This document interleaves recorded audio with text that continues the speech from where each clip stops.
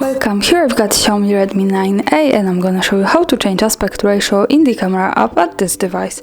So at first we have to tap on the camera button here to open it, and as you can see for now we are in the standard photo mode, and let's move to this button here in the right corner. As you can see, it opens as different settings to manage. Now let's focus on this settings bar. This is the camera ratio here, and we can pick 1:1 ratio. As you can see, the background has changed to the square one. When I tap on this again, we go to 3:4, which was the original one. And once again, we can pick 9:16. So this is a little bit longer one here. And when we go to this once again, we can also pick the full ratio of this camera. So this is how it looks like. And that's all. Thanks for watching. Subscribe our channel and leave the thumbs up.